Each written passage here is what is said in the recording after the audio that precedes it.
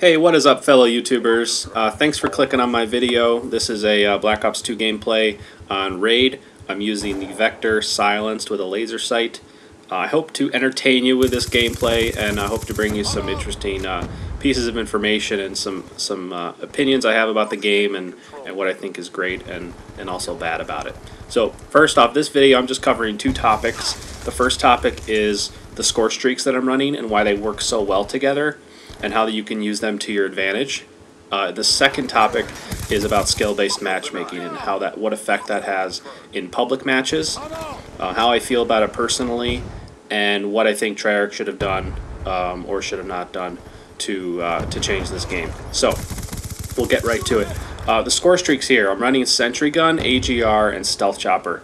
And these are all very offensive score streaks. They're going to get you a lot of kills when used the right way. So, and by using them in the right way, what I mean is this is a lobby of noobs that were not really keen to taking out my equipment. Had they, had EMP grenades and black hats, this strategy isn't going to work that well. Now, given that, you will find yourself into a lot of lobbies where they don't run EMP grenades and black hats, or they're just not real, good at getting to taking out the equipment. So, and that place for the Sentry Gun is kind of useful. I like it there, except the guy actually takes it out because I'm not really defending it. But you can, once you get to the Sentry Gun, just be careful. It's only a kill or two to the AGR, and the AGR is super close to the Stealth Chopper. So like one tag or one kill after an AGR, and you'll be at the Stealth Chopper. So just watch your health right after you get that AGR, and you should get to the Stealth. Now, with these three things in the air at the same time, you will cycle them very quickly, and there's a lot of talk about cycling score streaks in this game, and a lot of people try to cycle swarms and they try to cycle VSATs, and that's all fun and can be real challenging to do. But these three score streaks cycle like craziness. I mean, you can they just tear things up. So I highly recommend you try running these three. I was running VSAT, and only two of these, so like AGR, stealth VSAT. You could do that too, but if you're going for maximum kills and just having offensive score streaks up, these are the three most effective, other than the Hunter Killer, which I think I have maybe the most kills with a Hunter Killer. I mean, it is definitely effective, but it's also kind of like a noob score streak. So these are a little more challenging to get, but they're also very rewarding because they're going to get you multiple kills. Now this won't work in every lobby, as I said. You'll let people smarten up, and then they'll create a class. So don't stay in a lobby for too long running these same score streaks. Get out and maybe get into a new lobby. Now that kind of segues well into the next topic about lobbies and gameplays. I'm finding that the skill-based matchmaking, which David Vonderhaar said is a part of public matches now, and I don't know why that seems pretty stupid, man. I don't understand why you create league play for competitive gaming, but then you also implement skill-based matchmaking in public matches. Like, that seems like more than, you didn't need to do both. Anyway, some people hate it, some people like it. I don't know who the people are that like it.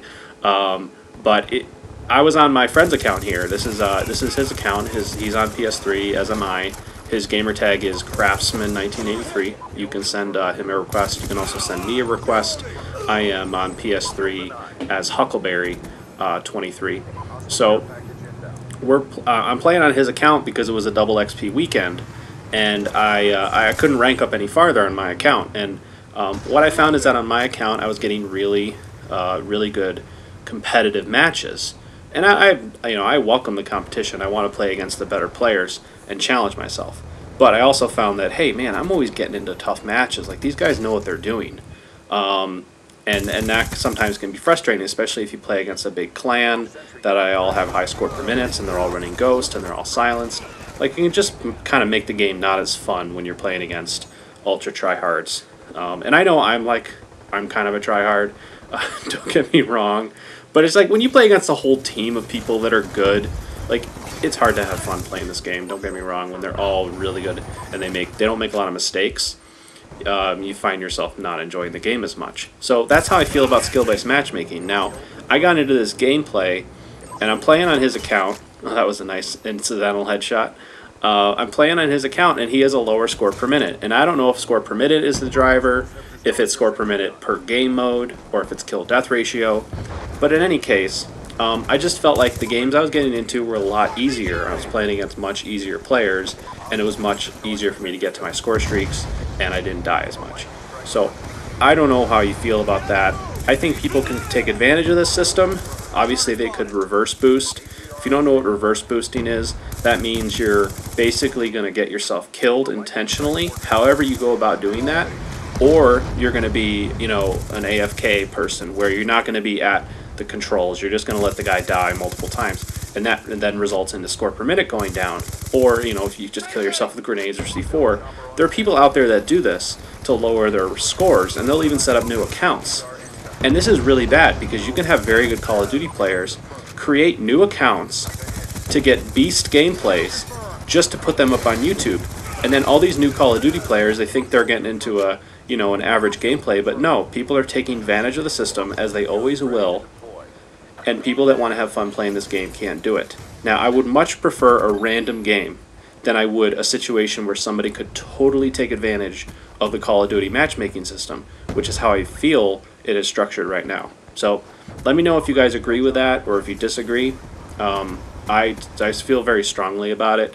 I don't mind, you know, the competitive gameplays. I'll probably check out League play, but seriously, David Von Haar, why did you have to put it in both? I don't understand. It doesn't make sense to me, and especially for the, you know, less than, or, you know, average Call of Duty players. You know, even though it's in effect, you're still going to get people that are just going to troll. They're just going to get into lobbies and abuse the system. So I don't understand why that's necessary. People are going to not try as hard just to get better gameplays. And you have a lot of people out there, don't get me wrong. They're doing everything they can to get a great gameplay. And, you know, people are on the verge of that people will cheat to get good gameplays. It's just the nature of society. We don't live in a completely honest and fair society, so why do you give the people the opportunity to begin with? Anyway, gameplay is coming to an end. Let me know if you guys agree with that. Hope you guys enjoyed watching. I go 57-4, Vector, Silence, Laser Sight, a Stealth Chopper, AGR, and Sentry Gun. Alright guys, please like the video if you enjoyed it. That would be awesome, and hope you have a great day. Talk to you later. Bye.